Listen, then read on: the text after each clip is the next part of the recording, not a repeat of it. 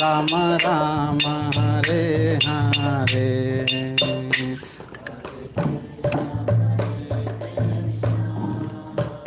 Krishna Krishna Hare Hare, Hare Rama Hare Rama, Rama Rama Hare Hare, Hare Krishna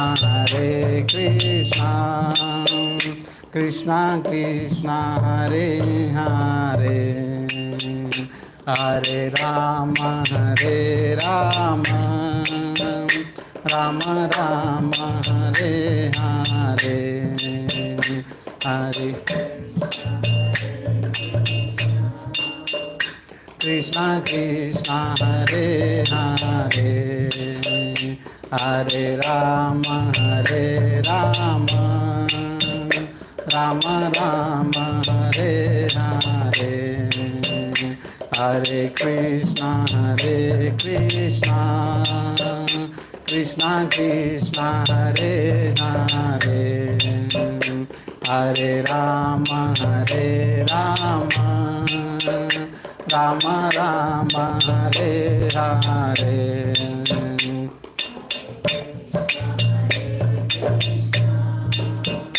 Krishna Krishna Hare Hare,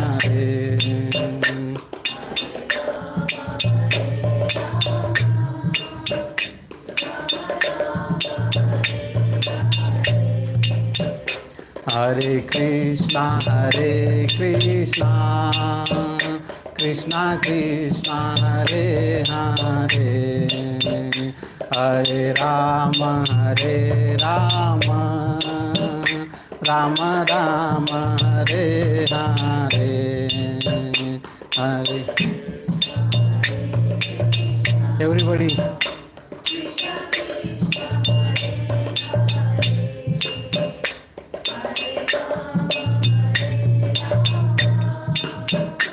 Rama Rama Hare Hare, Hare Krishna Krishna Krishna Hare Hare, Hare Rama Hare Rama, Rama Rama Hare Hare, Hare Krishna Krishna Hare Hare, Hare Rama Hare Rama, Rama Rama Hare Hare, Hare Krishna Krishna Krishna Hare Hare, Hare Rama Hare Rama, Rama Rama Hare Hare.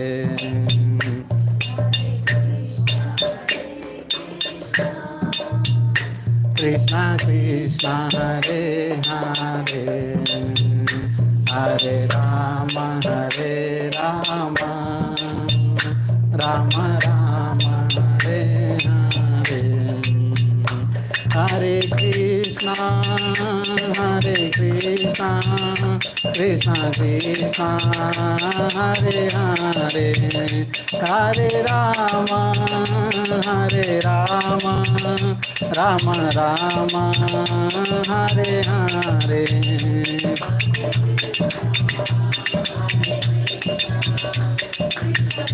Everyone. Hare Rama Rama Rama Hare Hare, Hare Krishna Krishna Krishna Hare Hare, Hare Rama Rama Rama Hare Hare.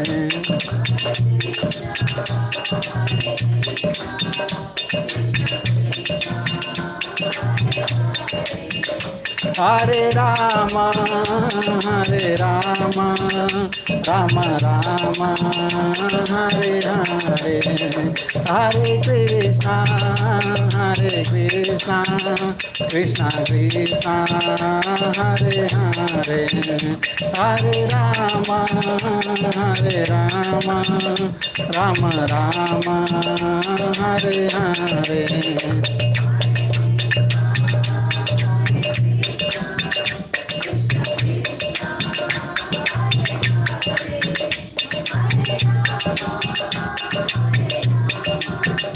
Rama Rama, Hare Hare, Hare Krishna, Krishna Krishna, Hare Hare, Hare Rama, Rama Rama, Hare Hare.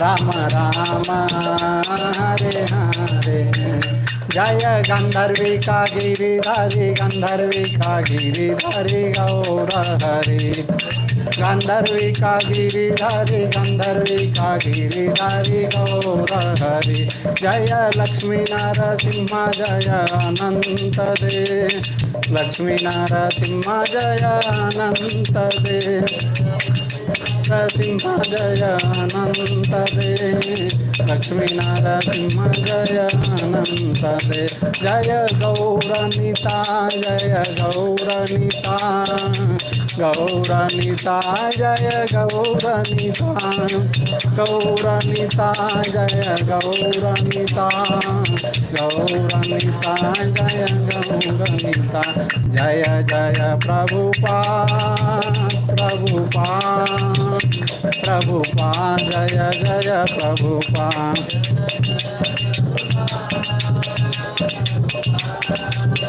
Prabhupada, Jaya Jaya Prabhupada, Jaya Jaya Prabhupada, Prabhupada, Prabhupada, Jaya Jaya Prabhupada.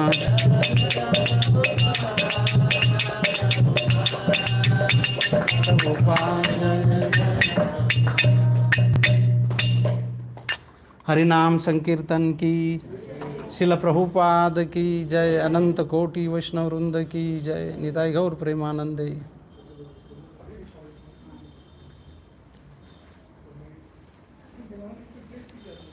Thank you. वो जो माता जी बैठे ना उनको भी सही मिलेगा। Thank you so much.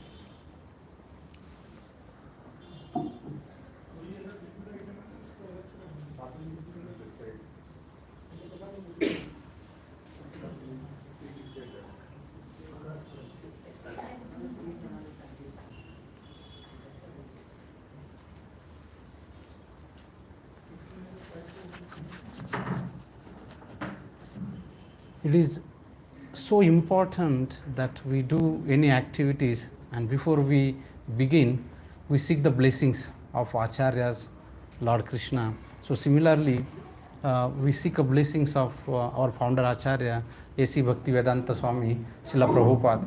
Srila Prabhupada is the one who has actually started this movement called International Society for Krishna Consciousness, ISKCON, ISKCON. So otherwise, on Sunday evening, I don't think that we would have been here. Had Prabhupada not been there, you would have heard one Prabhupada's class, right? About Prabhupada, how did he start this mission. So you know that how Srila Prabhupada single-handedly started this mission. So it is always wonderful to seek the blessings of Krishna. And of course, Srila Prabhupada, who is the founder Acharya. So we'll begin with that.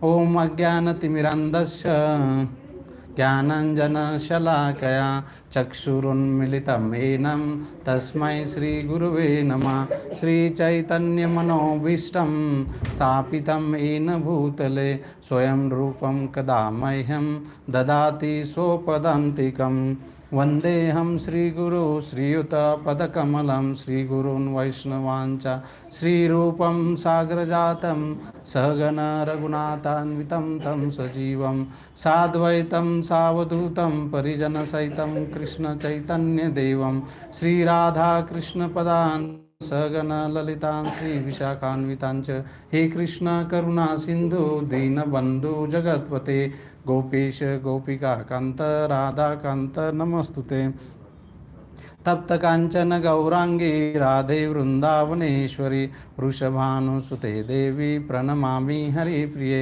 वाञ्छाकल्पतरुभ्यश्च कृपा सिन्धुभ्यैव च पतितानां पावनेभ्यो वैष्णवेभ्यो नमो नमः नमो ओम विष्णु कृष्ण प्रेष्ठाय भूतले ते भक्ति वेदांत स्वामी नीति नामिने नमस्ते सरस्वते देवे गौरवाणी प्रचारिणे निर्विशेष शून्यवादी पाश्चात्य देशतारिणे जय श्री कृष्ण चैतन्य प्रभु नित्यानंद श्री अद्वैता गदाधर श्रीवासादि गौरभक्त वृंदा हरे कृष्णा कृष्णा कृष्णा हरे हरे हरे राम राम राम हरे हरे.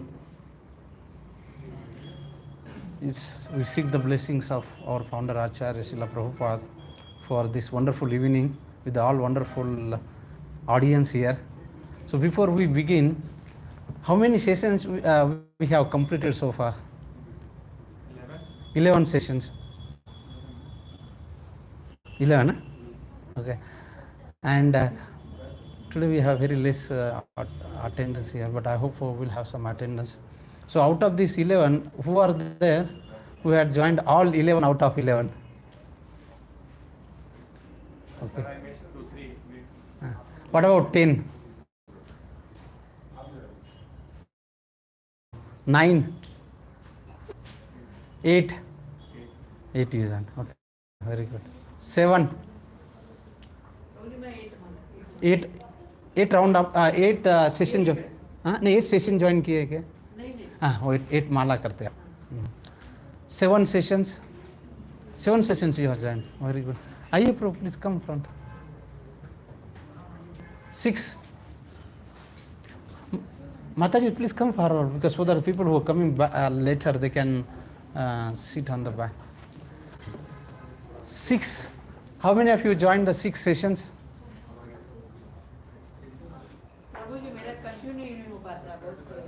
कोई बात नहीं माता जी, कोई बात नहीं. हाँ इसलिए तो ये फिलअप है, ये फिलर से just to get 6. How many people joined 6 sessions out of 11? More than 50%. You have joined 6. Very good. 5 sessions. Okay. Less than 5. So less than 5. Okay. So I assume that somewhere we have between 5 to 7 sessions we have joined till 9, 8. 8 is the maximum that we have joined out of 11 sessions. So what is the one thing that you really got from these 11 sessions that we have conducted here? One thing out of these 11 sessions. Could be anything. Chanting. So what is that chanting? Chanting means what? Prayer. Praying.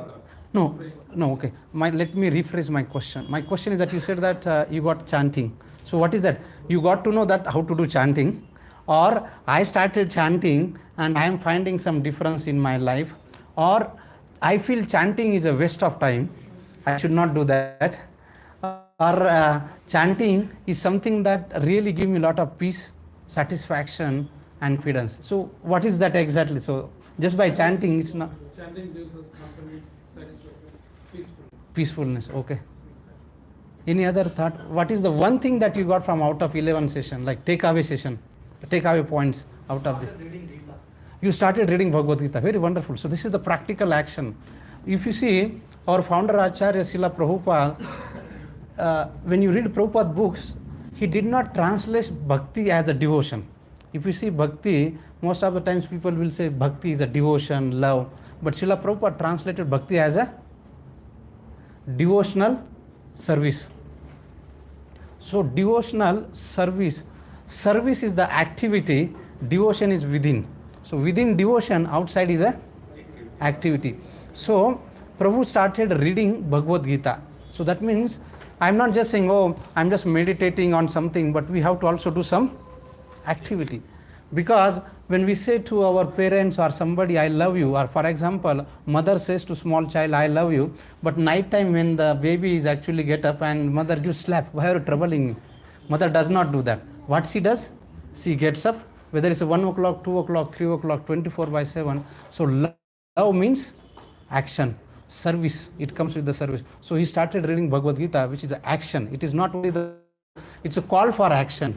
It's not that, okay, so I start practicing Krishna consciousness and I will just eat madi and sleep madi. No. We have to do some actions. And one of the actions that Prabhu said that he started reading Bhagavad Gita. Okay, next.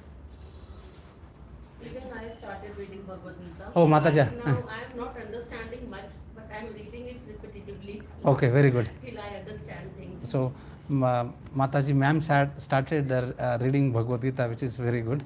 So, of course, initially we may find difficult, but as we practice reading again and again and hearing and hear, so we can actually understand that.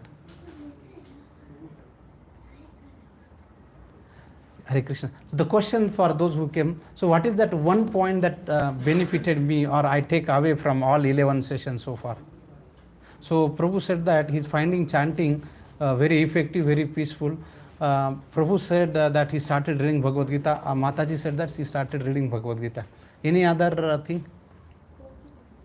So she is feeling very positive by attending session. So by the way, she started joining last 2-3 sessions or 2 sessions? 4 sessions, and she was with us last time. And you know how did she come? We had a program here near Patanjali Mega Store where we used to request devotees to come and offer a lamp. And she was the part of that, and then she was inspired, and now she started coming here. So thank you very much for that. Yes, Prabhuji, aap kuch Usually, whenever I do chanting, I'm like, sometimes I usually get panicked or get angry on small thing also. But due to chanting, usually, I used to be very calm and okay, like that attitude usually. Okay. So Prabhu said that there are 2 things. One is a gyan and there is a vigyan. Gyan means knowledge, theoretical knowledge. Vigyan means realization. Now what he is hearing is that it's a realization. So when we have a realization in life, our confidence, our conviction, our faith in the process increases. Now he said he used to get angry by say X degree, some X degree. Now today that X has reduced by some percentage. So which is very good. So we are seeing some transformation. As I was telling in another session, our Indian way of getting education is information. So this was asked in 1994, one of the Indian bureaucrat officer was asked, sir, can you summarize Indian education system? And he said, the Indian education system I can express in 4 words. Information,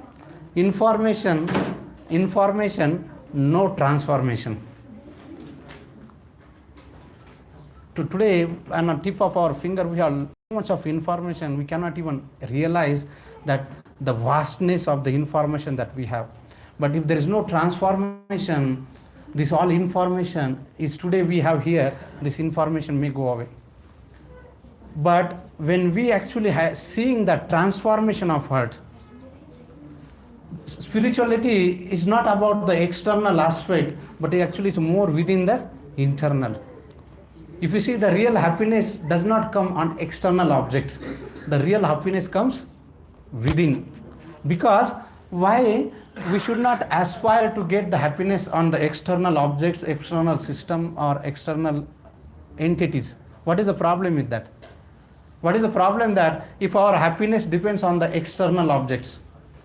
Then they can manipulate it. They can manipulate it. Very good.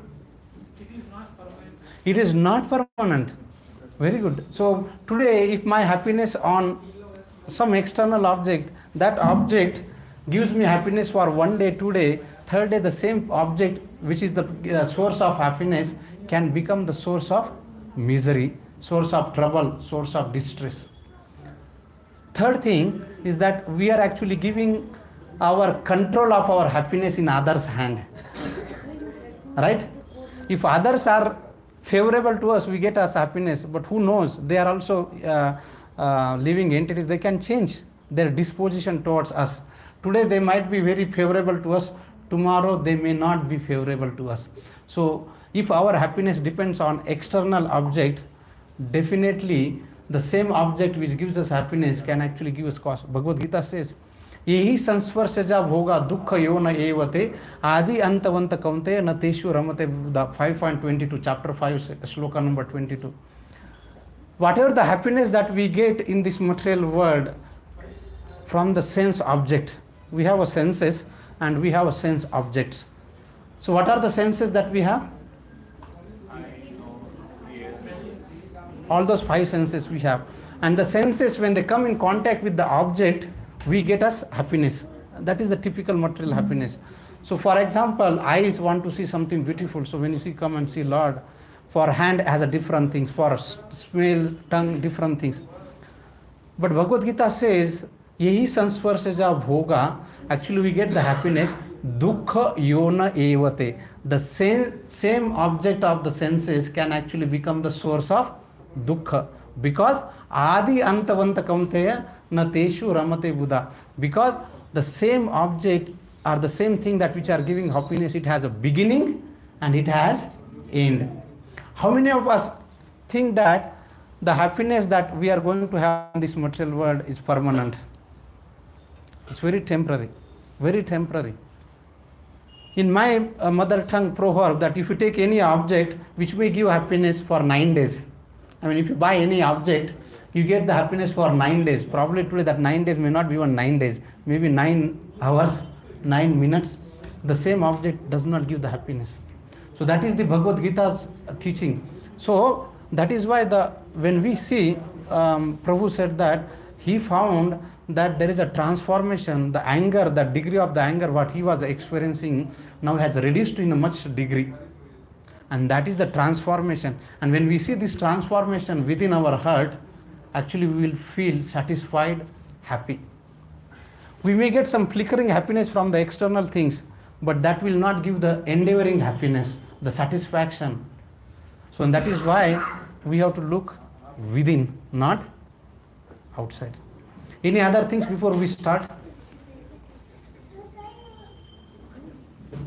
What is the one thing that, yes Prabhu, boli.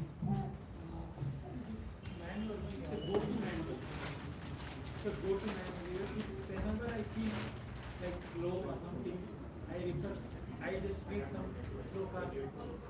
I read some, like, I will be better. Okay. So Prabhu says, Bhagavad Gita is like a to go to manual. So whenever there is a challenge, even Mahatma Gandhi used to say that whenever something haunts in a life, he would open Bhagavad Gita and any solution or any shloka can give him a solace, satisfaction or answer to his question. So similarly, Prabhu is following the father of nation, Gandhiji, and he is also getting satisfaction or answer to his question. Yes, good, very good. Any other thought from Mataji's side? Krishna consciousness. So by practicing these things, she is getting Krishna consciousness. Actually, it's a very deep and profound statement. Prabhupada gives a Antarrashtriya Krishna Bhavnamrut Sangha. Today, our consciousness may be on some objects, maybe desires, but from that, we have to remove that, our consciousness, and focus on Krishna. And that is a Krishna consciousness. Are we there today? No, we are not there. Today we are here, and that is our aspiration, that we have to reach there, where we see every moment connected to Krishna. And when we come actually that is the perfection of the spirituality. That's the perfection. Everything we see, experience, we connect to Supreme Lord Sri Krishna. Okay, any other point? I came to know the exact meaning of Hare Krishna Mahamudra, and also it's a wish for me to participate in the arti and dance for Krishna. Actually, I love to do that. After coming here, it was my church coming through. So I'm very happy to be in this part too, in arti and also kirtans and all. So I love to do this. Okay, very good. So she understood that what is the meaning of Hare Krishna Maha Mantra, and second thing that it is a dream to to participate in Arati and of course the dance and everything. And you feel satisfied. Why do you feel satisfied when we chant and when we sing, when we perform Arati? Why do you feel happy, satisfied? Because we feel like we are connecting to Krishna, we are speaking with Krishna, and we are doing everything for him, and we lose our material consciousness, and we think that we are connecting to Krishna, and we are making everything for him, and the dance, are making that kirtan, are speaking that like we are doing that mantra and all. We feel that we are directly speaking with him, and we connect to him. So ma'am is saying that when we actually do all those things, we are directly connecting to Krishna. And when we connect Krishna, we feel satisfied, we feel comfort, we will feel peaceful. Why? I can connect to the cell phone, I can connect to any other object. Why I cannot get the same satisfaction that when I connect to Supreme Lord Sri Krishna? What is so different connecting to Krishna and connecting to any other object? Because everything is temporary, whereas Krishna is permanent. Everything is temporary, Supreme Lord Krishna is permanent. Okay, very good. What else? For example, perfect. Because now somebody comes to you and give me 1 crore rupees or ask me, if I have 1 crore then only I can give. If I don't have that, how can I give? The person who is satisfied, the person who has all happiness, the person who has all peacefulness, when you come in contact with that person, what we would get? We'll get happiness, we'll get satisfaction, we'll get peacefulness. Purna Shuddha Nitya Mukta. It is one of the Puranas, Padma Purana says that he is a Krishna who is a Purna Shuddha Nitya Mukta. He is a Purna Shuddha Nitya Mukta. And that person, when we come in contact with this Atma or this living entity which is conditioned, full of Kama, Krodha, Lobha, Mada, Moha, Matsarya, when we come in contact with the Supreme Lord Krishna, what would happen? For example, if you take any object which is contaminated, in olden days, what we do? You put outside in the sunlight, right? So what happened when you put that object in the sunlight? The sun become contaminated. No.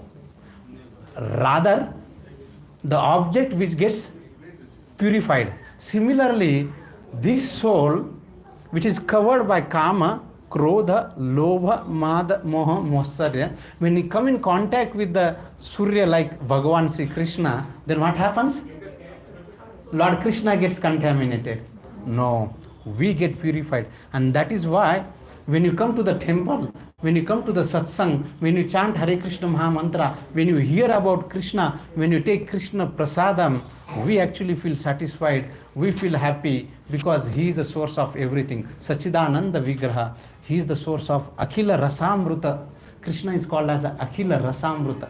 He is the source of all the happiness, everything. In Bhagavad Gita, Lord Krishna says that 10.8, Ham sarvasya prabho matta sarva pravartate iti matva bhajante mam buddha bhava samanvita. Aham sarvasya prabho, I am the source of everything in the spiritual world as well as in the material world.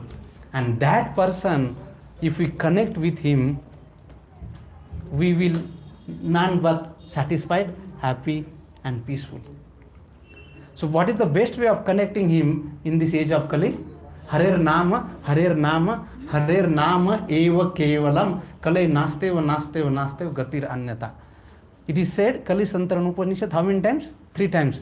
Harer Nama, Harer Nama, Harer Nama. Harika Nam, Harika Nam, Harika Nam, Eva Kevalam. Kale Nasteva, Nasteva, Nasteva, Gatiranyata. There is no other upay, there is no other upay, there is no other upay than chanting the holy name of Lord Sri Krishna. It is also said in Puranas, Abhinnatva Nama Namino. Abhinnatva. Bhinna means Abhinna. No difference. Abhinnatva Nama Namina. For example, if I am thirsty and if I said, water, water, water, will that quench my thirst? Because in the material world, the object water and the name water, they are different. But in the spiritual world, Krishna and Krishna's name, they are abhinnatva nama namina. Did you get? Or no? In the spiritual world, Krishna, the person Krishna and his name Krishna, they are not different. Abhinnatva nama namina. And that is why even if we are not seeing Krishna, but if we chant his holy name, we get the same results, because abhinnatva nama namina. And that is the beauty of the holy name. The holy name is so powerful and so merciful that even in this age of Kali, we have no qualification. How many of think that we have qualified to even worship Krishna? No qualification, absolutely no qualification.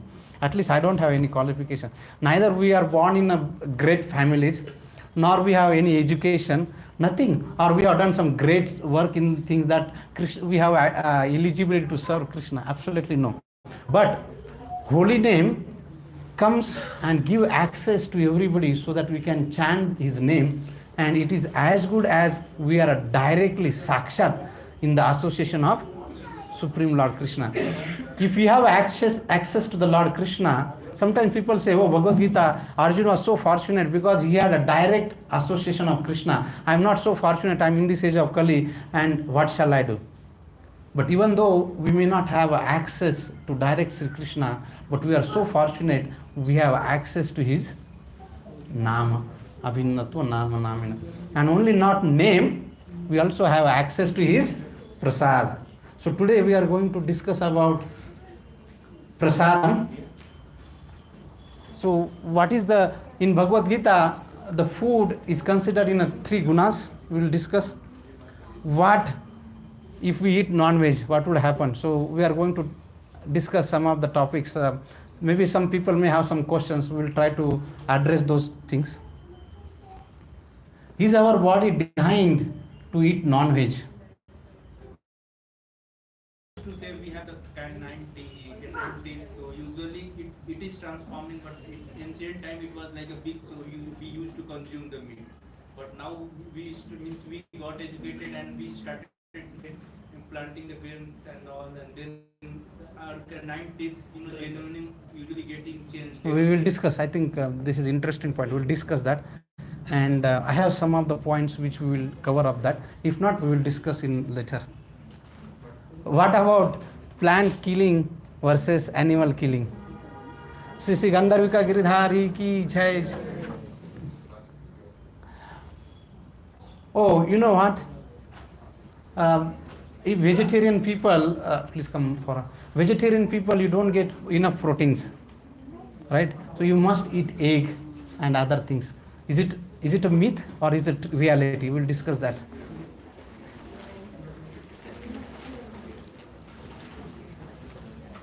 So Krishna Prasad. So today we are going to talk about only food, prasad, because you have discussed many philosophy and all the things. We will discuss only about prasadam.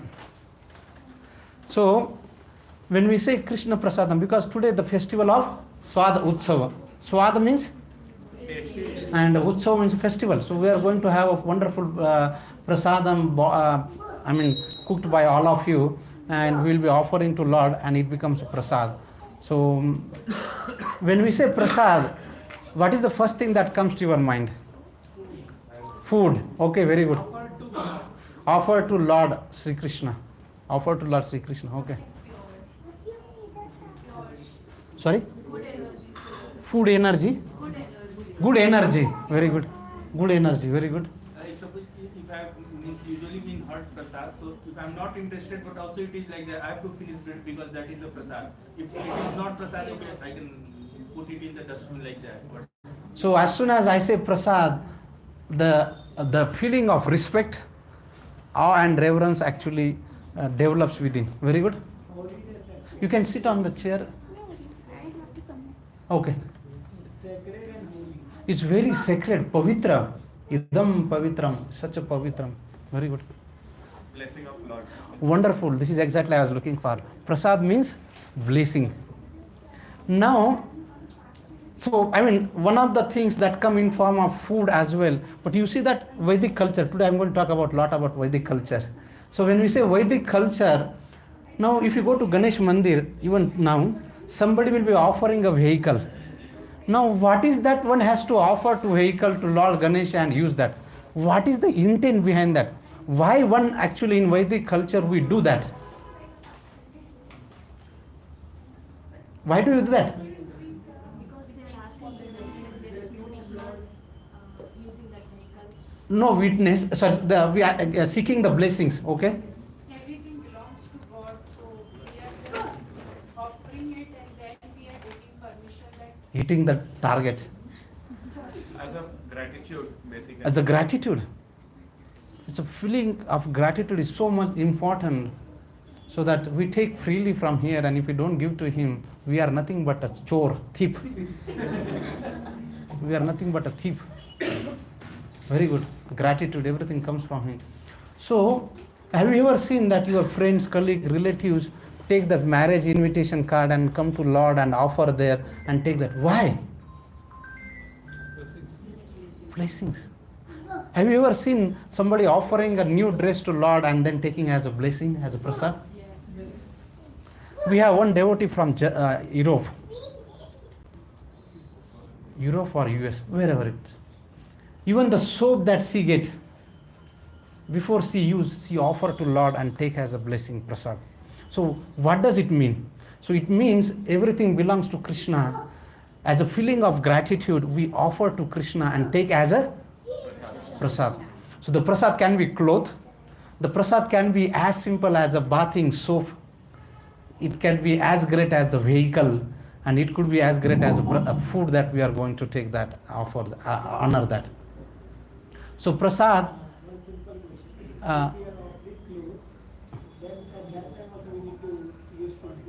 we need to? Yes, why not? Of course, Lord may take that with tulsi also, no problem. We'll come to that point, how to offer prasadam. It's a good point. So this is the Vedic culture. So even today, in India, in Bangalore, many houses where people on the day of festival day, they prepare some nice food and offer first to God. Endaku, why? Why do we do that? Same principle. Gratitude, everything belongs to him. Am sarvasya prabhu maya adhikshana prakrute suhete sa characharan hetu nane na kaunte jagad viparivartate. Bhagavad Gita 10.11. Lord says that maya adhikshana prakrute, I am the adhiksha of whole prakriti, material nature.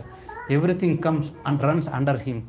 So the basic principle of offering Krishna prasad or offering to Lord is that I get something from Krishna, I must give something in return. It is as low as something called as a gratitude, and the gratitude turns into love. Love is the next stage, but gratitude is very simple. Today we are becoming ungrateful soul, very ungrateful soul. When you cricket match happens on the Chinnaswamy Stadium, day-night match, and after that day-night match you will get a bill of something that you are using the artificial light, so you have to pay some bill. But how many of us are actually really thinking that we have to give bill to the Surya Narayan Bhagwan, that how many days and millions of years we are actually using without even saying a thanks to him? This is the ungratefulness. When during Corona time, how many of you think that the importance of oxygen? Why? We are getting every day free. Did we ever say thanks to Krishna? Thank you, I'm getting oxygen.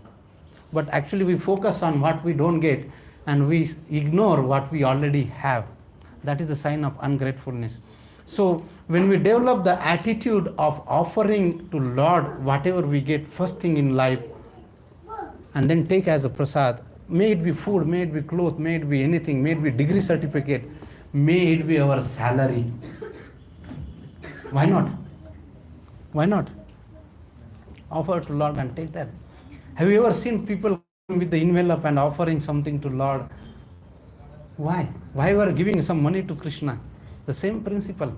So when we take some portion and offer to the service of Lord, and then remaining become a prasad, and we don't get entangled into the reaction. Otherwise, every action there is equal and opposite reaction.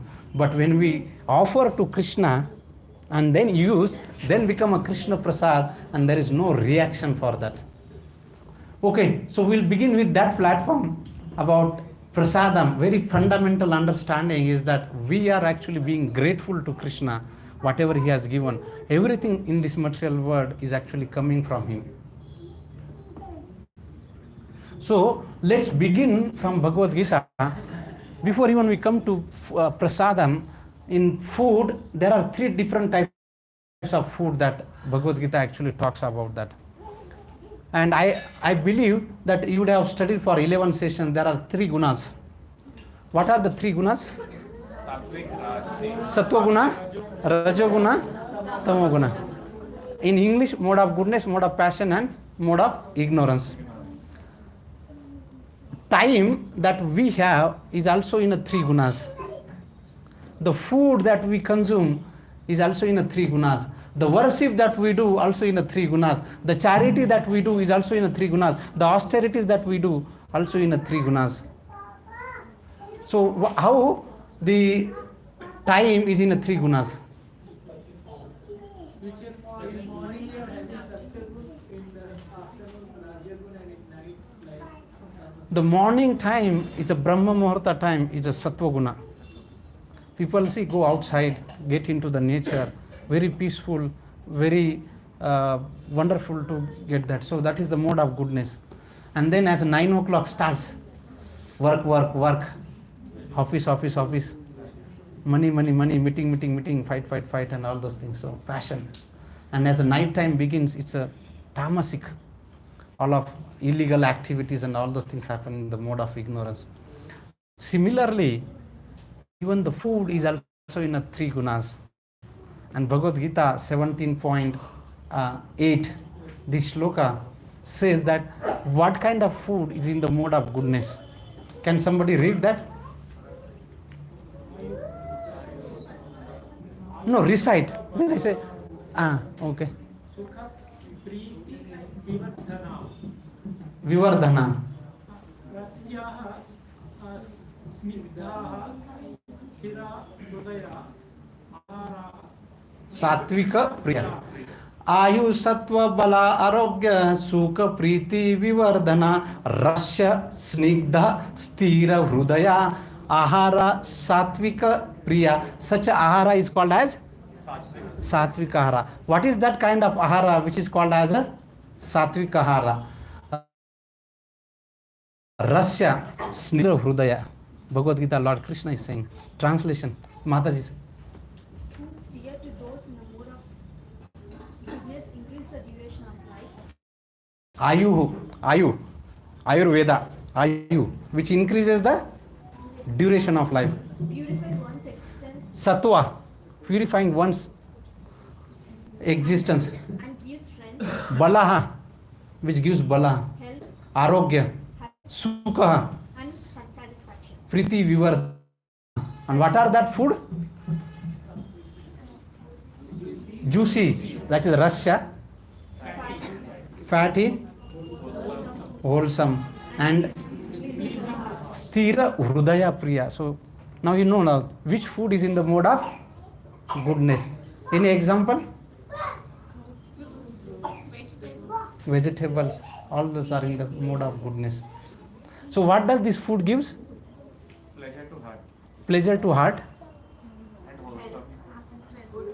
Balaha, Ayu, Sattva Bala Arogya. It gives, it increases the duration of life. It gives the satisfaction, and it gives the pleasing, the purification of our existence. Simple, right? Bhagavad Gita, Lord Krishna, very clear, no confusion. Now let us understand what is the food which is in the mode of passion. Ignorance, the third, we'll see in the passion. These food give real nutrients to our body, real vitamins. Yeah, and that is what today science we can analyze it and say that this gives this gives this. But Lord is saying that this such food is called as ahara satvika priya. Such a ahara is called as a Satvika. Now let us see the ahara which is in the mode of passion. Any volunteer to read shloka, recite shloka? Huh? Yes.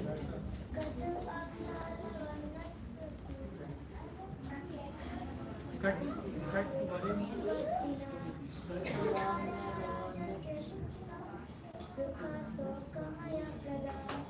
Yes, you want to try?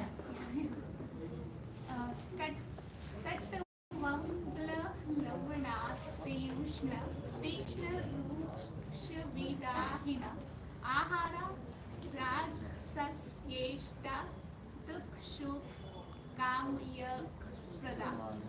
Katva amla vanya ushna tikshna ruksha vidahina ahara rajasa sesta dukha shoka maya pradaha. Prada means who gives. Bhakti pradayani. Tulsi Maharani is called as a bhakti, who gives a bhakti. This kind of food gives what it gives? Dukkha and shoka. So what kind of food is that? Katva. Katva means bitter. Amla. Ushna. Ati ushna. Tikshna. Rukshaha. Vidahina. Such a food is called as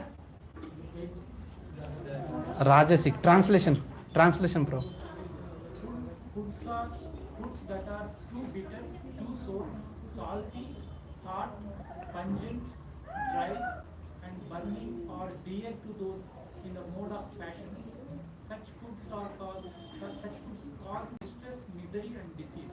You saw the difference? The food which was in a Satvika, what was that? Ahara, Sattva, Bala, Arogya. It was giving Ayu. It will increase the Ayu. Sattva, the existence. Ayu, Sattva, Balaha. It gives us strength. Arogya, good health. Whereas the food which is very hot, pungent, very dry, Tikshna, Amla, all this will give Shoka, Dukkha and Shoka. Example.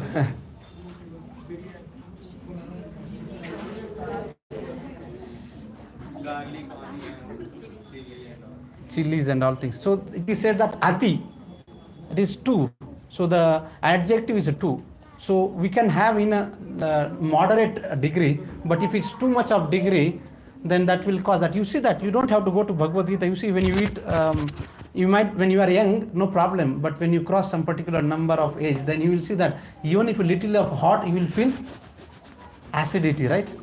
Katva, amla, tikshna is a dukkha and shoka. Such kind of food is only dukkha and shoka. Let us see what is the food which is in the mode of ignorance.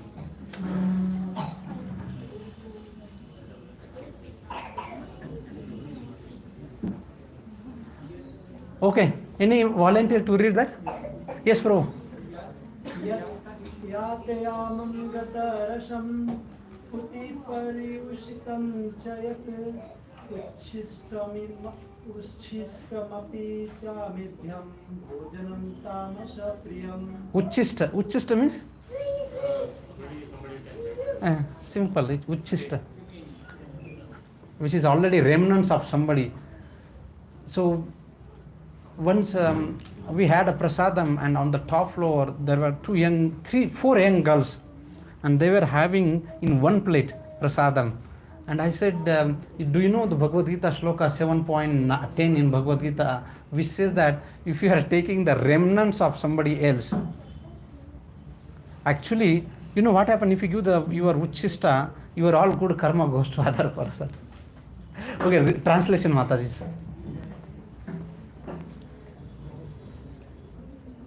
You can. More than 3 hours. Yes. Being eaten, food that is tasteless, decomposed, and putrid. The food consisting of Remnants. and untouchable things is dear to those in the mode of life. Such a food is a priya. Bhojana tamasaha priya. Those who are in the mode of tamasa, such a food is very dear. Which one? More than 3 hours before. Today, Kaliuga, Bangalore, we prepare on Monday, eat till Friday. Huh? Yeah, so you see that more than 3 hours, whether it's a freeze is there or not there, but the fresh food, the hot food has a different nutrients and it has a different taste. The food which is old than 3 hours or 4 hours or even 1 day or 8 days, has no taste. So that's such a food is in a tamasic. Now if we want to come into the mode of goodness, what we should do?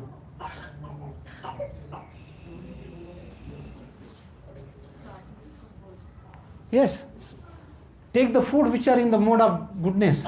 If we voluntarily want to go to tamasic mode, then what we should do? Tamasaha priyaha, such a food which is actually tamasic. So if you take tamasic food, we become a tamasic. We take a sattvic ahara, we go towards the sattva guna. If you take the rajasic ahara, we go to the rajasic mode. Yes, bro? Any question? Tamasic food is something that decreases your energy level and you start feeling lazy after having it. You want to go for a sleep. Ahara, sorry, it comes, the food which is in the mode of ignorance or tamasika means adhyana bhavato tamasa. So this kind of things will pramada moho tamasa, pramada, madness, laziness, all these are the sign of mode of ignorance. Now, somebody may say, now where does the non-veg comes? Tamasic. Again, or probably even lower than the tamasic. Or lower than that. Possibly, yeah. So, now in our scripture, what is that said that about the food, those who actually consume the non-vegetarian food? Now, here I don't want to embarrass anyone, those who are taking non-veg or something, but I'm just telling from the scriptural point of view, what are the disadvantages of those who are consuming non-veg? Srimad Bhagavatam, 11th canto, chapter number 5, shloka number 15 says, Prabhuji, kariye, translation read kariye. Bhashantar, Anuvadan. Sinful persons who are ignorant of actual religious principles yet consider themselves to be completely pious without compunction commit violence against Innocent animals. who are fully trusting in them. In their next lives, such sinful persons will be eaten by the same creatures they have killed in this world. In their next life, such a sinful person, which is such a sinful person? Non-veg. The same person will be eaten by the same creature that they have killed in this life. In in a Sanskrit, ma amsaha, the word mamsa means that it is something that you go to that person that you are going to kill and tell in his ear that today I am going to kill you and eat you. Next life, you please kill me and eat me. That is the ma amsa. So now, sorry. So once I was in my office and I was telling, now if you want to defend, you can defend in any way. So I was telling that in Bhagavatam, you know what happens? If you kill goat, next life you will become a goat. You see the picture there. And that goat will become human beings and that you will eat. Why are you eating non-veg? So this is what happens, right? When you want, if you feel that something that's very good, you should share with others. So I was very enthusiastic and I was sharing with my colleague. And he said, you know what? Actually, I am eating those animals, they have eaten me in the last life.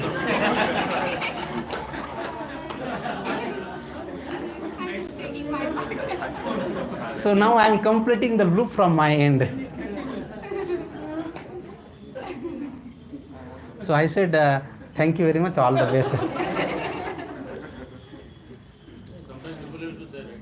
Chain can In Bhagavatam, I don't have the shloka, but which actually tells there are 6 people who are involved in that.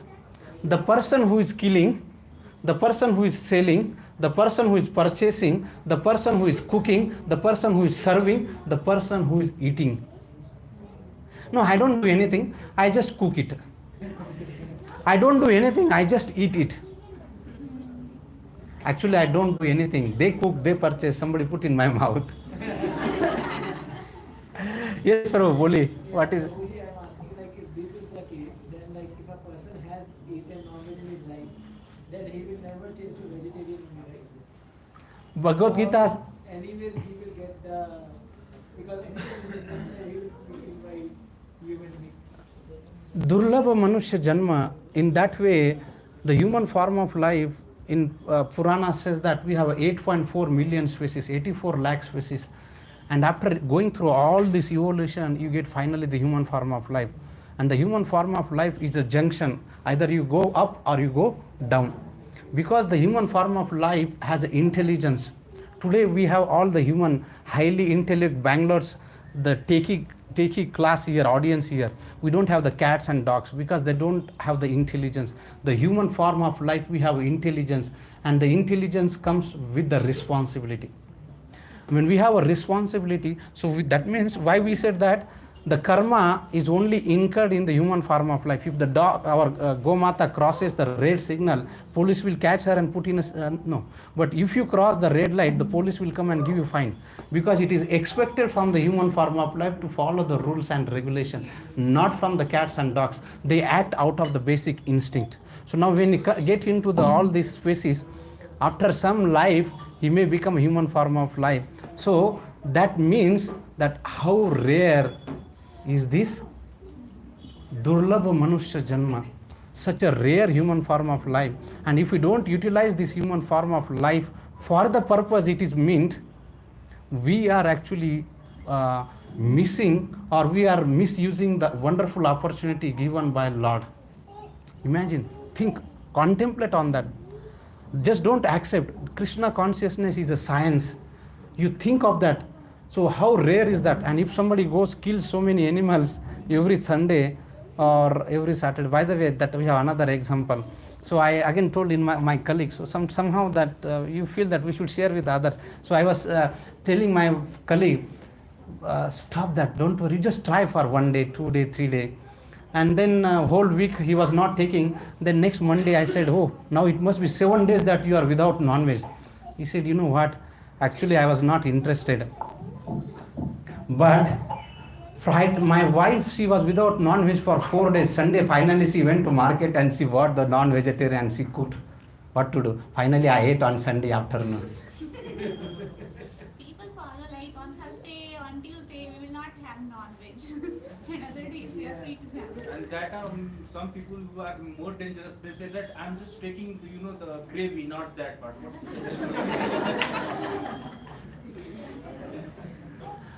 Nevertheless, so it's killing. So, but be careful. How can, this is just my personal things. How can we be happy in our life? Why are we here today? Why are we here? Prabhu's, Mataji's, why are we here today? Krishna consciousness. It's what that? To become happy. Anandamaya Abhyasa, that is the nature of the living, it's to be happy. Mataji, can you just move forward? Come little forward. Why are we here to become happy? It's a very simple thing. We'll do some small activities or exercise. Take your right hand and pinch your left hand. What happens? Pains. And if you kill cut your chop off your hand, what will happen? Pain. And we cannot do that. Otherwise we have some hospitals downside. If you see, this building is full of hospitals. You have eye hospital, you have this hospital, and on the 3rd floor we have another hospital called ISKCON, which treats on the, yes. Inner peace. So inner intelligence. So, how can we be happy when actually we just kill some innocent soul just for the taste of my tongue? Can we be happy in the life? Absolutely never. You will never be happy. Think 1,000 times, 100 times, 2,000 times, 1,000 times you think before you even kill some animals. The Vedic culture is saying that give a respect to the even animal called as ant. And what to talk about? Cutting it, killing it, and eating it. Absolutely outside of the scripture. Outside. Think it. The point here, I'm just telling here that today, if you take the statistics, how many of people following the Vedic culture are actually becoming non-vegetarian? Actually, people have become non-vegetarian because of the influence of foreign invaders. Whatever it is, I'm for the reason could be X. Finally, what matters is the result, and the result is that it is unbelievable number people are becoming non-vegetarian. And if we take a non-vegetarian food, and if we say that people are behaving like animal, because if I eat animal, I behave like animal. What you are, what you eat. If I eat animal, I become animal. I behave like animal. But if you take a sattvic ahara, you become sattva. If you take animalistic food, you become animalistic. Simple as that. One more shloka from Bhagavatam 4.25 points, shloka number 7 and 8. Who read that? You read, right? Who read the previous shloka? Okay, Mataji's now. Samada, yes, Mataji. From Kaundil, right? Kaundanyapur, the place of Mother Rukmini Devi, right? Yes, Mataji. O ruler of the citizens, my dear king, please set in the sky those animals which you have sacrificed without compassion and without mercy in the sacrifice area. All these animals are awaiting your death. So that they can avenge the injuries you have Inflicted. upon them. After you die, they will angrily Pierce your body with the iron horns. My God, Krishna, how many of them are waiting for all of us? If we have killed, they are waiting for your death, for our death, so that they can angrily pierce. So they will pierce body after death. We killed them when they were alive. It's So- a beneficial situation. So it means that when you take next birth, they will kill you again. One more shloka. This is the Mamsaha, Prabhu's. The creature whose flesh I am eating here and now will consume me in the next life. Thus meat is called as Described by learned authorities. We have some more shlokas. Keep this. Ma amsa, I'm eating you today, you eat me tomorrow for sure. We may cheat material laws. We may cross the red signal without looking here and there and no police, no problem. We may not get ticket, but we cannot escape the laws of nature. Very, very stringent. You cannot escape. If we are not satisfied, so many shlokas. Read one by one. Mahabharata. Read. do the not unto others which would cause you pain, if done to you. If you do something which can give pain to you, don't do the same thing to others. It's very simple, basic. You don't have to become a bhakta to understand that. As simple as that, it is the basic etiquette. Give to somebody else. From Manusmriti. Having well considered the origin of flesh foods and the cruelty of battering and slaying Corporeal beings. let man entirely abstain from eating flesh. Completely abstain from eating of flesh, ma'amsaha. Mahabharata again. Somebody else. Prabhu, jaldi kariye. We have a time. Prabhu has given a time till finish 7 o'clock. Performs himsa by his wealth. He who eats flesh does so by enjoying its taste. The killer does himsa by actually trying and killing the animal. Thus, there are three forms of killing. He, brings flesh or sells, feed it. He who cuts off the limbs of an animal, and he who Purchase. Spelling mistake. purchases, sell or cook flesh and eat it. All of these are to be considered meat eaters. Okay, just now I said no, that sloka. Okay, it is there. I thought it is not there. So all those things are there. One who brings flesh, those who cuts, one who purchases, one who sells, one who cooks, one who eats, one who offer. All are called as meat eater. Next. A cruel and rash person who maintains his existence at the cost of others' lives deserves to be killed for his own well-being. Otherwise, he will go down by his own action. Anyway, he will go down by his own action. Next. Panditaha Samadarshina Bhagavad Gita. Vidya Vinaya Sampate Brahmane Avi Hastini Shuni Chaiva Shopakecha Panditaha Samadarshini. Yes, Prabhu.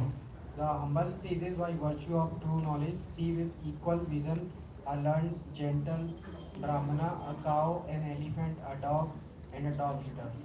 This is the Vedic culture. This is the Bhagavad Gita. He sees every living entity as a Panditaha Samadarshani. With the equal vision, he sees every living entity. He does not see differentiate between, oh, this is a animal I can kill, this is the... No, everything is the same. Anybody has any questions or need more references on the effects of eating non-veg? I hope you are satisfied. So many references which gives the consequences of eating non-vegetarian food. Yes, Prabhu. Okay. I saw the first thing, Prabhu.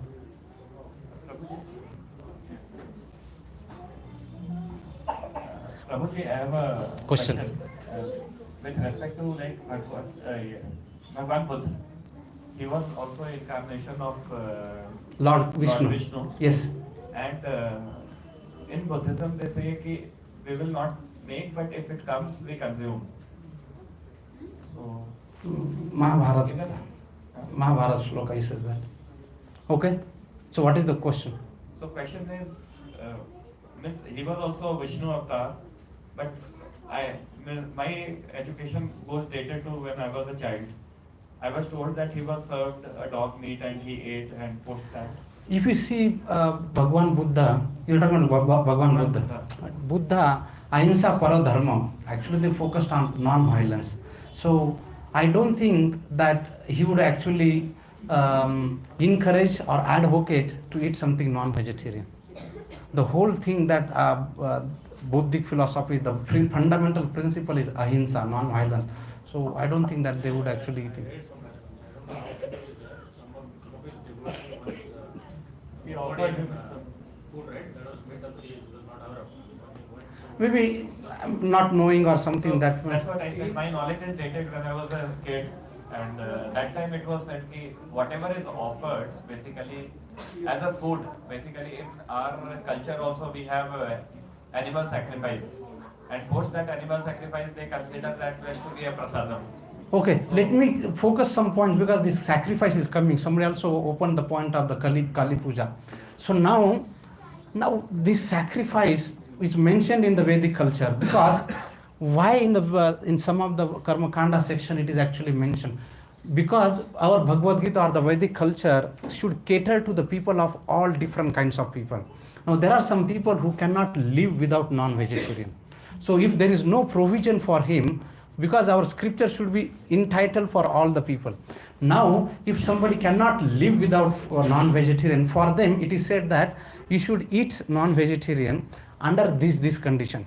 One of the conditions is that the animal about to die naturally. Second thing, on particular night, outside of the village, you go there, you cut yourself, and in his ear or in her ear, you say that today I am cutting you, tomorrow you cut it me and you eat. So there are some rules and regulations under that prescription, but not sophisticated and mass killing and you eat that. Obviously, this is nowhere mentioned in the Vedic culture. Second thing, when it is mentioned that the sacrifice in the things, it is the taste of the mantra power of the Brahmanas. So the Brahmanas were so powerful, when they sacrifice that entity, that living entity, they give birth to the new and other entities, so that, and it is a taste of their mantras. So they were not killing that animal for the sake of tongue, but for the sake of taste, and also they will give them a new life. Today, when we kill, are we in a position to give new life to the animals? Forget about others. Are we in a position to give ourselves a new life? People are doing farming, organic farming. Roosters farming, they are doing. They are saying we are giving birth to thousands of animals. And then what you do? They slaughter them and they raise their kids. So that is the yajna. That's what I said, this yajna. So the yajna is given for particular conditions, under particular circumstances, not for eating the flesh. Not for eating the flesh, and not killing the animal who is in the youth of his prime age. Absolutely not. Today we are feeding the animal just to come to the prime youth and you kill it. That's not. And with the sophisticated modern industry and mass killing, mass killing. So that is the different thing. So ahimsa paradharma. So there is no question of killing that. Anybody, somebody, some question of this, Mataji?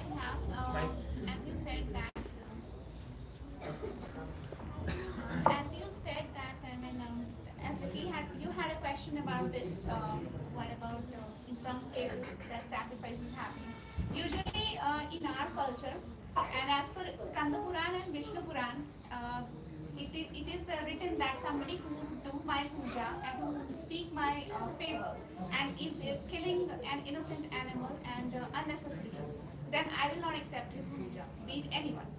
Second thing, our Veda is not against non-vegetarian people, because we had Kshatriyas, soldiers, who used to go for a fight. They used to live in a very extreme winter condition and extreme hot weather conditions. If we are expecting them to follow sattvic food, it is not possible. For them, it is okay. For tribals, it is okay. In some of the circumstances, having non-veg food is okay, and even our Purana and Shastra is allowing them. But if somebody is claiming that he's a Pandit or he's having a normal civilized life, and he's offering favor, he's offering puja and seeking favor of God, and without meeting any condition, unnecessarily he's having food, that is not acceptable. Yes, I disagree, Prabhuji, because it's completely depend on the scenario. If soldier is going to fight and grain is not available, and he found the snacks, so he need to fight for the country, then he can consume the snacks. If grain is available, why he will kill the snacks? Completely it's depend on the scenario. So feminine used to be. So that is what unnecessary things, not to get into that. We all are in the situation where we have easily available, by the mercy of Lord, we have all the grains and vegetables. Why to even explore such option when we don't need it? Huh? Huh? Yes, yeah. That is called apada dharma. Apada dharma means when there is an emergency situation. Emergency situation one may do. Prabhupada was asked, Swamiji, I am in such a place. You have seen that some English movie where the person actually FedEx, and then he goes to land there, and then nobody is there for Tom something, I don't know. Long ago, when I was this. Castaway. Castaway. Tom Cruise. Tom Cruise. So I don't know Cruise, but he's a Tom.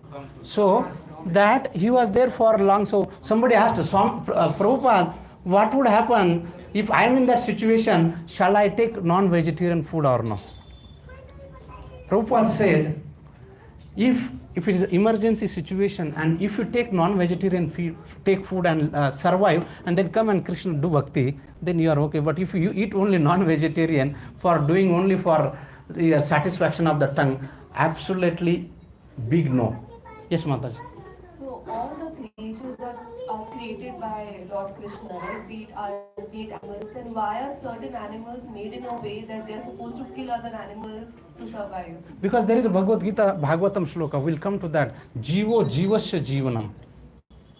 Bhagavatam says that one living entity is the food for other living entities. So that is the basic things, because that is how the nature is that.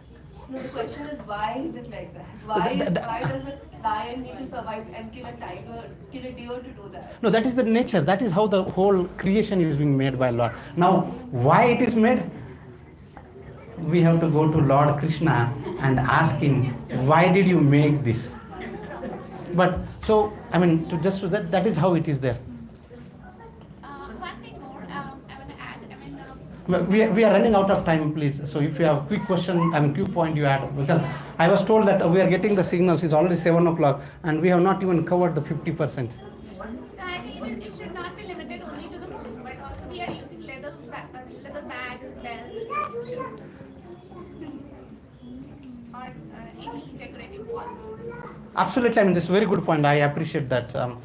Just keep with you and pass on that. When somebody says that I don't eat, not is only limited to the food, even belt, even chappal, even the seat, and anything, blah, blah, blah, all things. Very good point. One thing is, people say that even if you don't eat animals, animals will grow like anything, and that's why we are eating animals.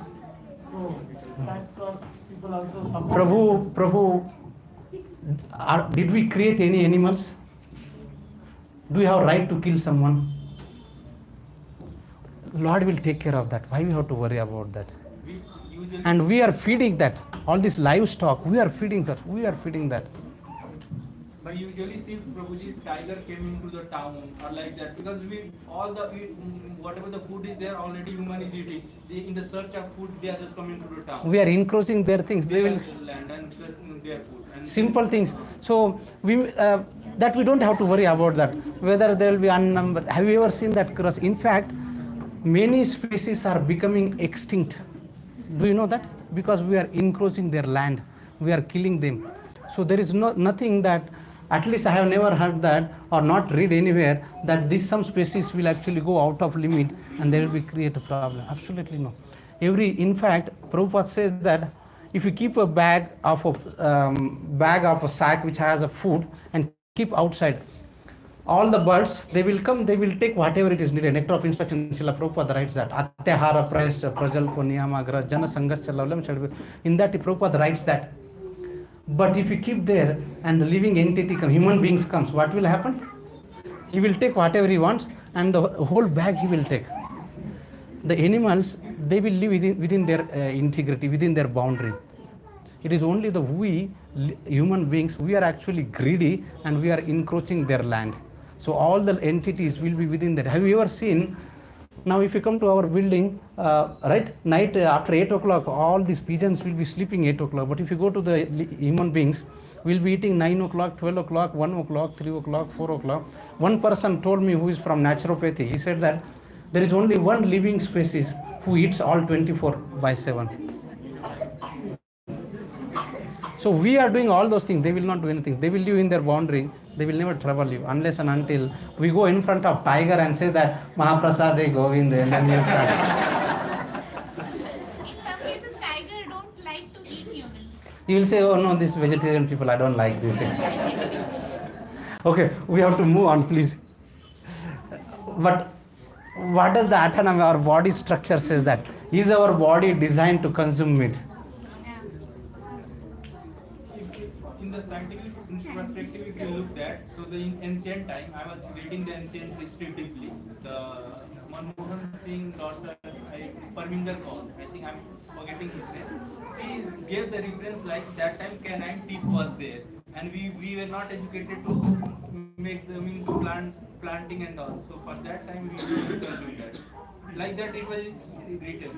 So We can write tomorrow. Yugal Kishore can write anything and come up with theory. It has no limit, because people were saying at one point of time, 15th century, the earth is flat, and you go to the one cliff and you will fall down.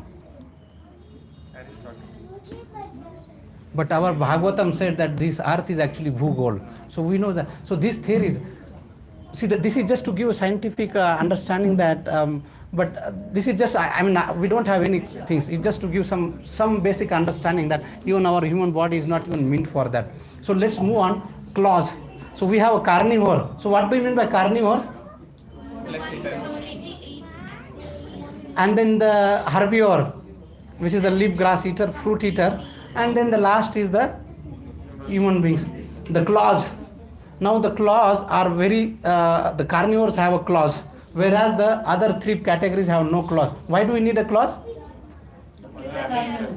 To catch and the hold prey for the carnivores. Okay.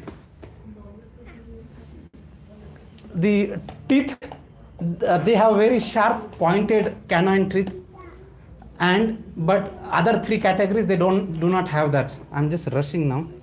Oh, saliva. The first column, which is the carnivore, they have a very small saliva gland because the saliva is not needed to pre-digest the non-veg food. So that is why they have very small saliva. What about the other three categories? Well developed and needed. So when the grains are there, so we need to have a saliva there. So that is what is there. So Prabhu is distributing mala. So what does it mean? Next is that the saliva. The saliva of the carnivore is that very acidic, whereas the alkaline saliva is for all other three categories. Molar teeth for the carnivores is a very flat molar teeth, whereas for other things we have a black molar teeth to grind. We actually chew the food. The carnivores, they won't chew, they will just cut with that and they swallow it. But we as all three categories, we grind it, and so that's why we have the lateral movement of our jaw. We can actually do that. The carnivores cannot do that. So they don't have that black molar, but we have the molar teeth. We have a canine, we have premolar, we have a molar teeth, but they don't need the molar for grinding the food. In the stomach, they need a lot much hydrochloric acid to digest that food, whereas the people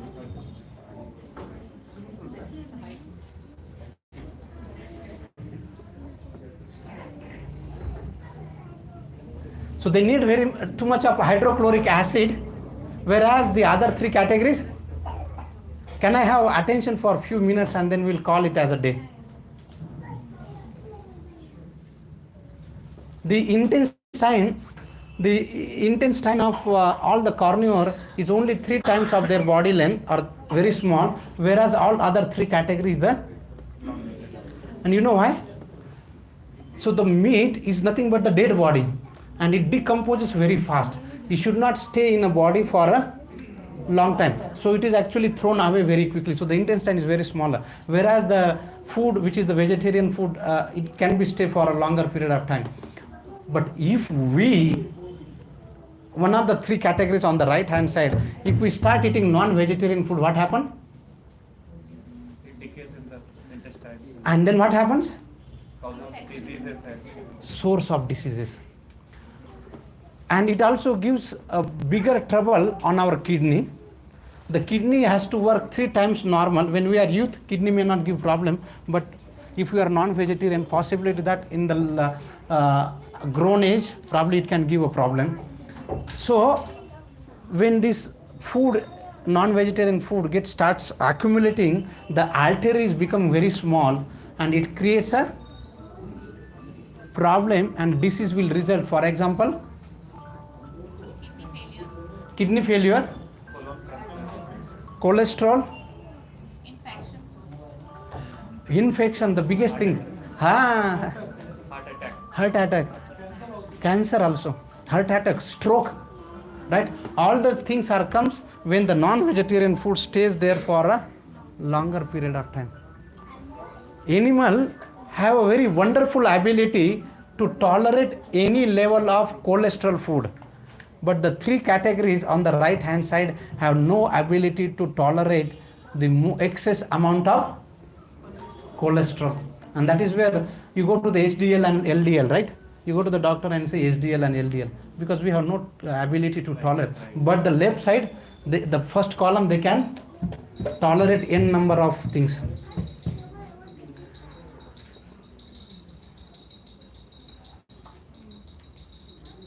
What to do, Prabhu? 7 o'clock. No. I mean, shall I pause here or shall we take in the next session? 10 minutes, huh? Okay. This is the photo. There are two photos. On the left hand side, there is some army men. They are rescuing the one animal who got actually stuck in a river called Charles River.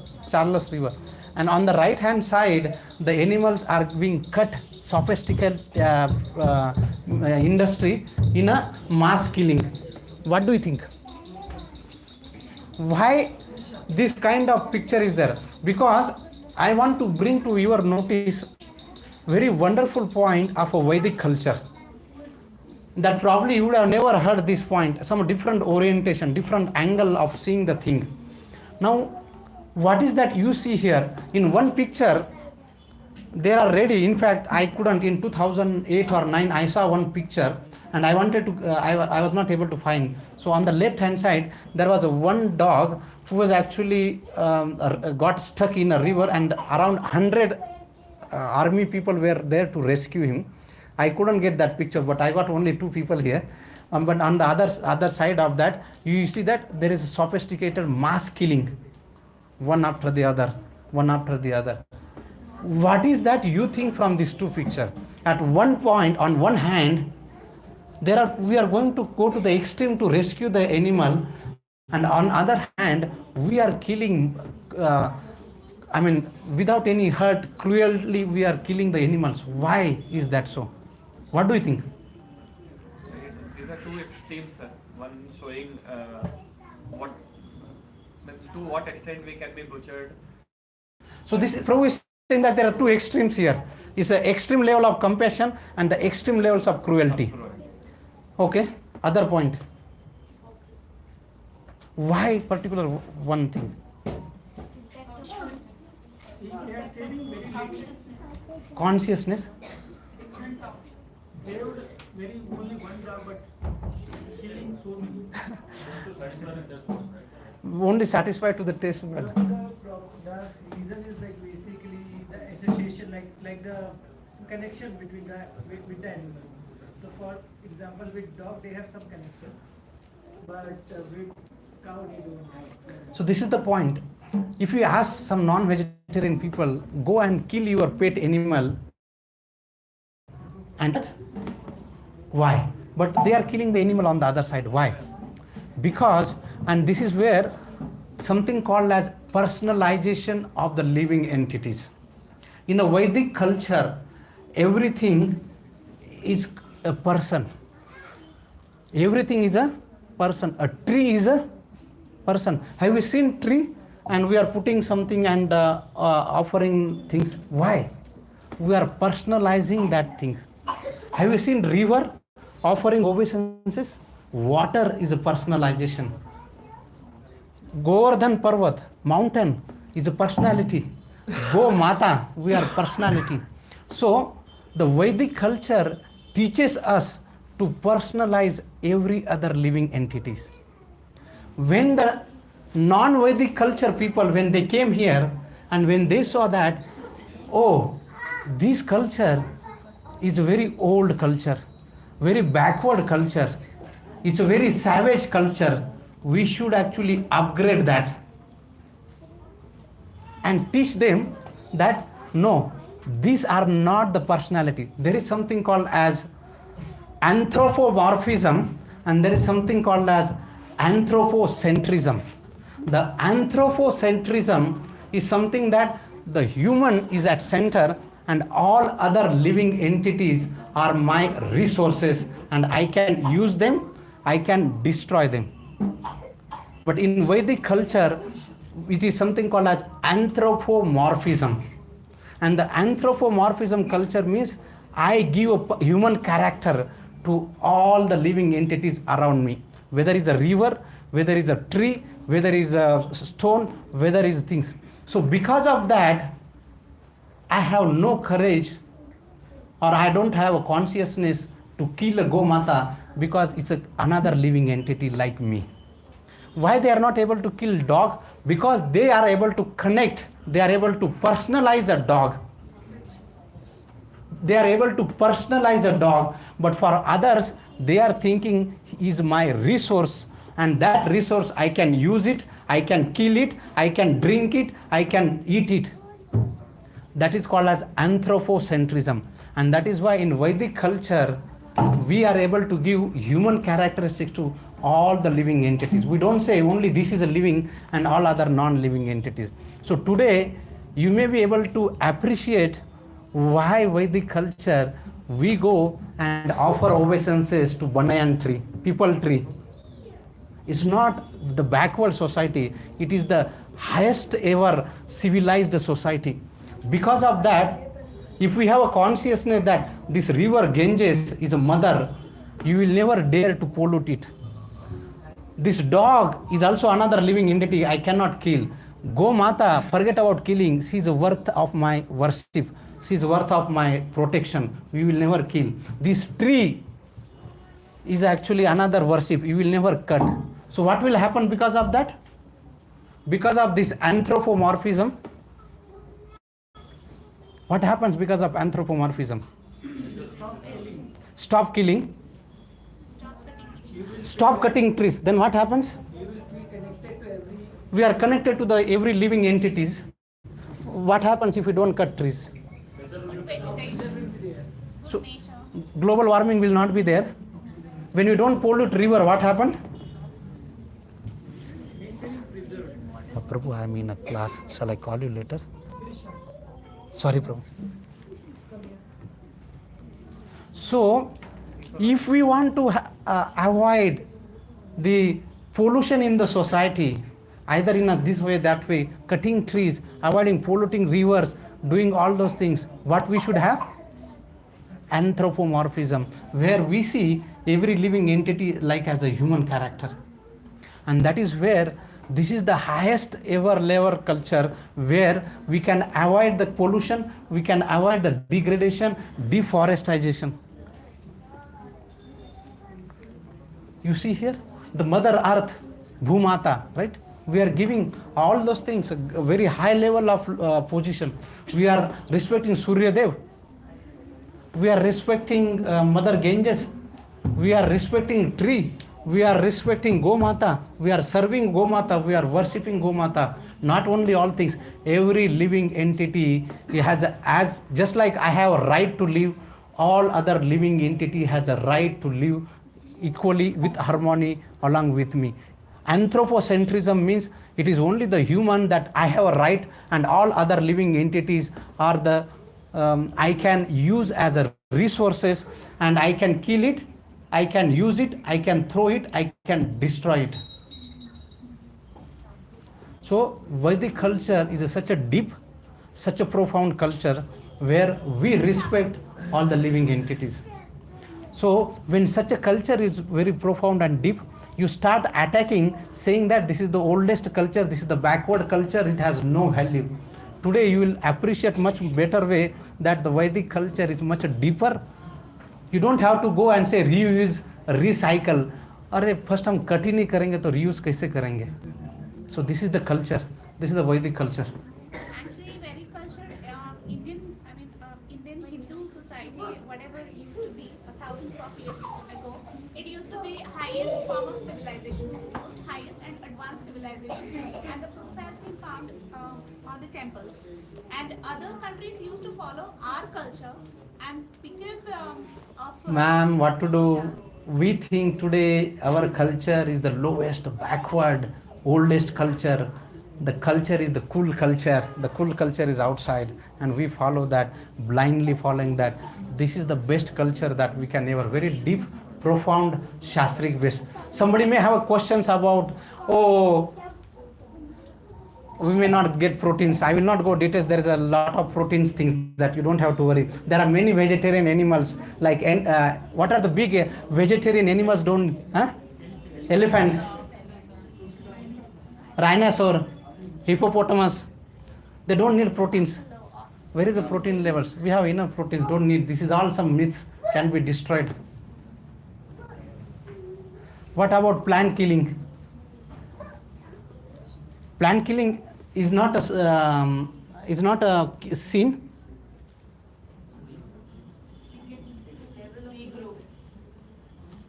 Isn't a plant? Yes, of course.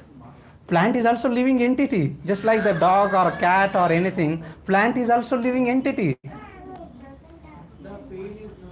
Pain is not there. Okay. Actually, we don't kill plant. We just eat its fruits. Byproduct with. Very good point.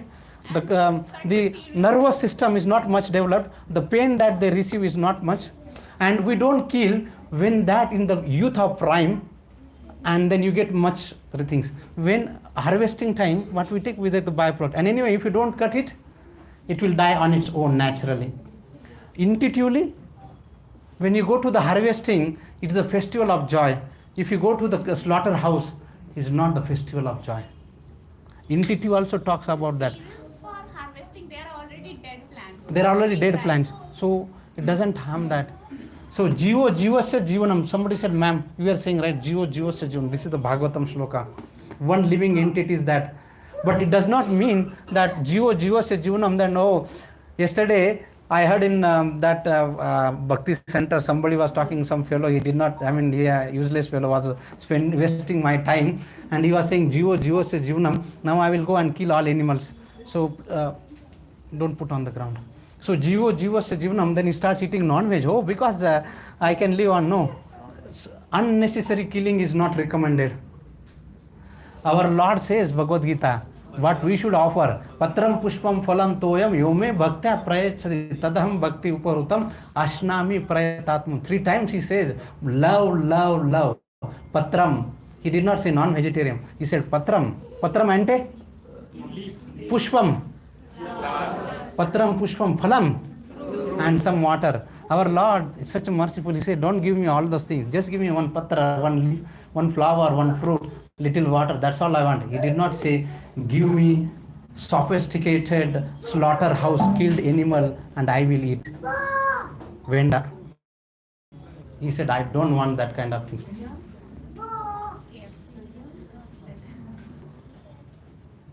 So, we as the follower of Vedic culture or Srila Prabhupada's movement, we just don't become vegetarian. We become a Krishnaites. So Krishnaites means that we offer this food to Krishna. Even if it's a vegetable food, it also incurs a sin. But we go one step ahead of that, and that is where we wanted. Actually, the real class is actually Glories of Prasadam begins now. Why we should take prasadam? You see this Chandagya Upanishad, Ahara Shuddha, Sattva Shuddhi, Dhruva Smriti, Smriti Labde Sarva Granthim Viprap Moksha. Where is the microphone? Read Madi. Translation. So prasadam has the double potential. No. That blue color. By performance of yajna, once eatable becomes sanctified, and by eating sanctified foodstuff, one's very existence becomes purified.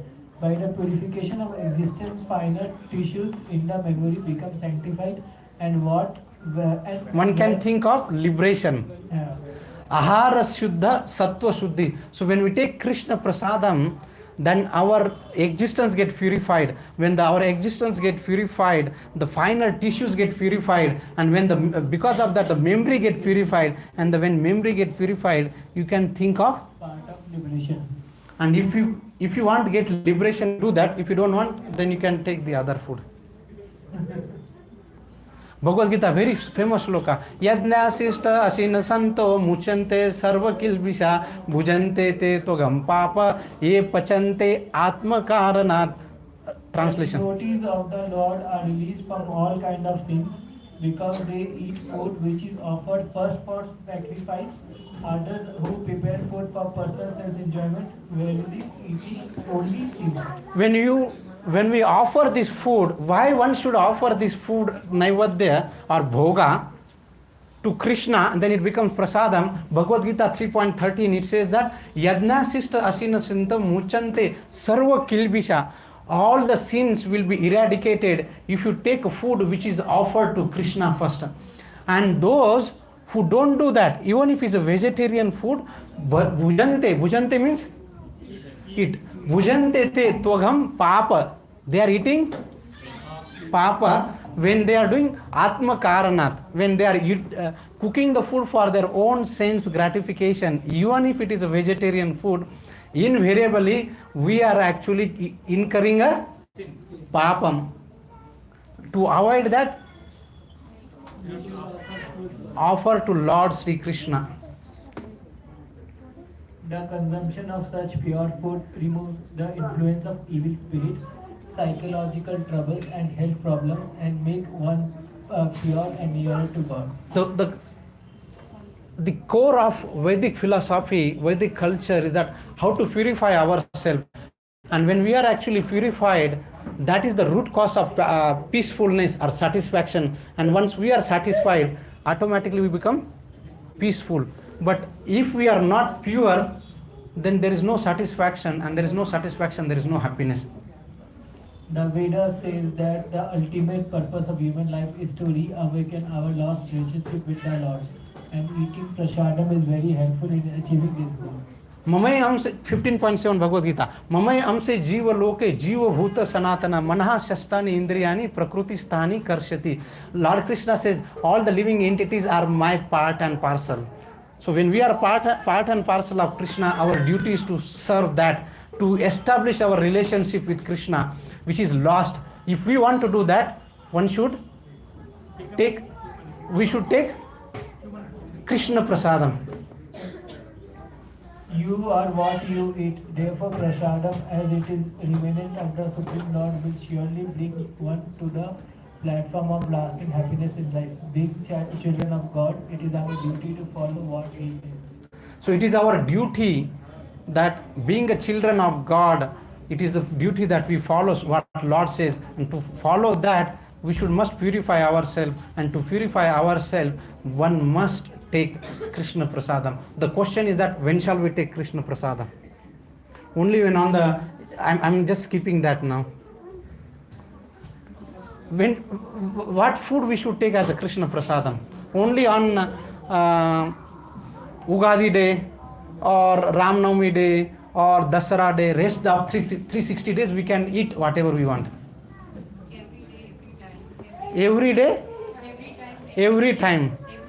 Every day, every time. Very good. So now, but do we need to prepare every time 56 bhoga, 108 bhogas? Not required. Lord is very merciful. He said, whatever you prepare, idli, vada, sambar, roti, sabji, जो भी कुछ आप बना रहे हो, भगवान को पहले offer करिए, and then you eat that. You don't have to cook every day special. But whatever you are going to eat, first offer it, Lord Krishna. Some quick steps. So now, what should be our consciousness? When you are cooking for Krishna, we are cooking to the Supreme Lord Krishna. He is not a Tom, Dick and Harry on this ACS layout main road. He is the Akhila Brahmanda Nayaka. So you should be absolutely conscious and meditate that I am going to cook specially for Matajis and for Prabhus here. You might go to the market and purchase the grains or whatever is needed. So while purchasing that, our mood or consciousness that I am going to purchase is for my Lord dear Krishna. Cleanliness is very important. Cleanliness. We cannot like go to the kitchen and cook however. No, it should be pakka cleanliness. While cooking the food, meditate that you are cooking for Lord Krishna. When you are cooking for Krishna, think that it is only for Krishna, not for anyone. And when you are thinking of Krishna, the food becomes prasad, naivad, the wonderful prasadam. No tasting the food until it is offered to Lord. Oh, this is Mataji's. Generally, they now let me taste. How is that? No tasting of the food. It must be tasted. If you taste it, it is no more Naivadya or Bhoga. Then it is tasted by me and then offering. We don't give to Lord something uchista, right? So, and how we should do that? We should have a separate plate for Lord, which we should not be using that. It should be used only for Lord. Put in that plate. It should be offered in clean plate which is used only for Lord. Keep tulsi leaf on each item. With love and devotion chanting for following mantras while ringing the bell. So first we offer chant Prabhupada's mantra 3 times. Then we chant Gauranga Mahaprabhu's mantra 3 times. Then we chant Lord Krishna's mantra 3 times. And then we request Krishna, please accept Bhoga or Naivadya. And when after some time Krishna takes Naivadya, then it becomes Prasad. And then we honor Prasad. We don't eat Prasad, we Prasad. Okay, so I think we should end here. It is too much of time. Any quick questions, 1 or 2 questions we can take, and then we'll call it as a day. Sorry, Mataji. She raised a hand. Quickly, can you pass the mic? Sorry, Mataji. She had. My question was, till now I have eaten non-veg in my life, but in future, if I stop now, will the past actions be affected in my future? Bhagavad Gita says, actually there is a, in a general word, there is a saying, every saint has a past, every sinner has a future. So, and that is the beauty of Vedic culture, that is the beauty of Lord Sri Krishna. He never abandoned somebody. He never abandoned somebody. He said, now, oh, you are gone, now I close the door for you permanently. No, our Lord is very merciful. Imagine one mother and father, when the son does mistake, do they say that now I am no more your father and mother? But he is our supreme father. Pitamaha se jagato mata dhata pitamaha. He is the supreme father, he is the supreme mother. Do you think that he will abandon us? No way. He is the most merciful. Even billions of mother brought together, that love is not even equal to our Lord's love. So, Sarva Dharman Pariteja, 18.66. Sarva Dharman Pariteja, Mam Ekam Sharnam Raja, Aham Tvam Sarva Papebhyo Mokshayasi Bhima Suchaha. Lord Krishna says that, now you come and surrender unto me, I will relieve you from all sins. So don't worry. We are all living hope, and the hope given by Krishna is not some ordinary word. 18.66, Krishna says that you surrender unto me, I will relieve you from all kinds of sins. What is difficult for him? So don't lose hope. We have a future, we have a hope, and that is why we are here. We are not like somebody that if you do mistake, you will permanently go to the hell. It's not like that. Lord gives n number of opportunity for everybody, n number of times. He's saying that please come to me, turn to me. Even today is not even a late. Please come. So, Like Ajamila, yes. You have a quick question or point? I'm just saying that, giving example of Shabri have tasted the way of Lord Rama. Lord Rama accepted. Shabri is there, we are here, ma'am. Do you have the love and devotion for Shabri? Shabri was told, you know what her Guru Maharaj told? Every day your Lord will come and deliver you. You do every day. Every day Shabri was waiting, cleaning the road, putting the cow dung and waiting. One day my Lord Prabhu Ramchandra ji will come. Day after day, week after week, month after month, year after year. She was waiting. You ask us to wait for 1 hour, 2 hours, back is paining and this problem, that problem. Oh, when this person will stop and I will get 108 bhogas. How many bhogas, Prabhu? 75 dishes are waiting and he is between me and that. Where is Shabri? Where is we? So, but if we have love, that, oh my God, he can do anything for us. Yes, Mataji, boliye, quickly. And the delay that, the more we delay, the more we will get delay to take a person.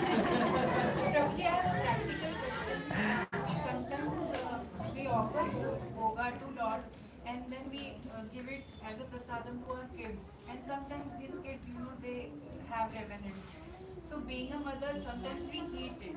But then we know that we should not eat the revenants. So Oh no, kids.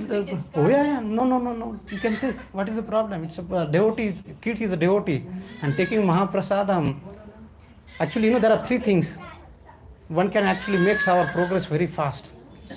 Uchista of Bhagavata.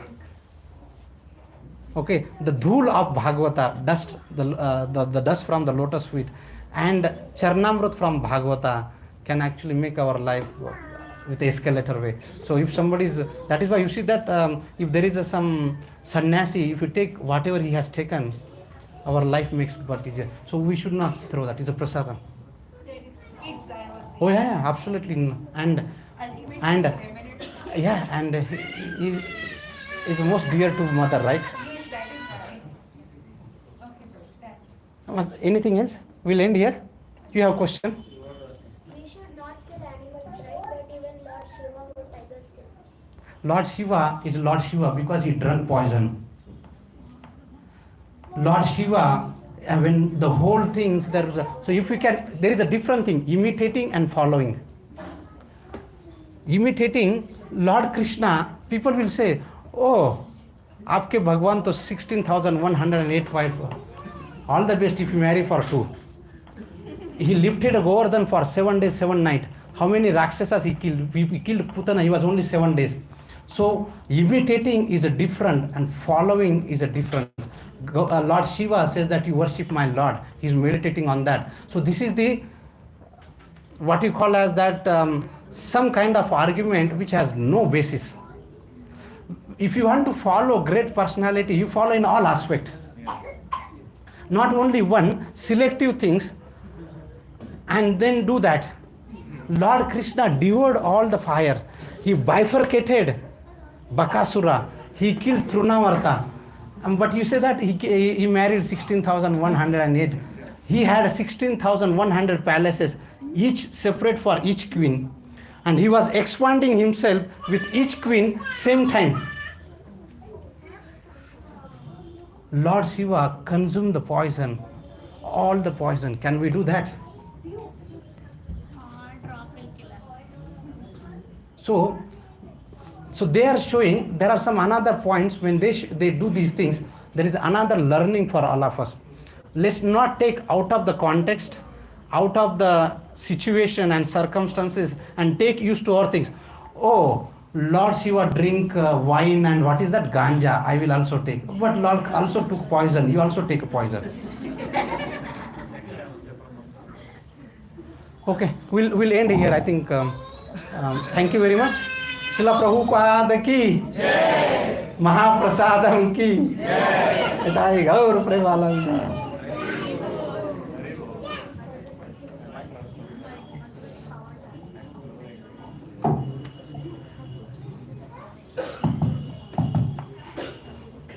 Hare Krishna, Krishna Krishna, Hare Hare, Hare Rama, Rama Rama, Hare Hare. So how was the session today? For a change, Prabhuji was louder. There is a competition. Let's see. How was the session today? You must have reached ground floor. We want this to reach entire Bangalore, so that Bangalore becomes Krishna conscious city. How was the lecture today? So interestingly, HG Yugal Kishore Prabhuji is our circle leader for ISKCON, ACS Center, and so many different dimensions he gave. Why not to eat non-veg? And we had all kind of experiences, some nice questions also came. So now, once we leave this place, we can with authority say that why we should not eat non-veg. Yes, we have our challenges because of our past conditioning. Some of us might be still continuing, some of us must have left, some of us might be thinking, but that's okay. But one thing is for sure, that we have seen that when those who are regularly attending the sessions and constantly hearing Krishna Katha about Bhagavad Gita, once these kind of sessions we hear from the elevated Vaishnavas, not from anybody, right? Elevated Vaishnavas, what happens is that immediately in 1-2 weeks,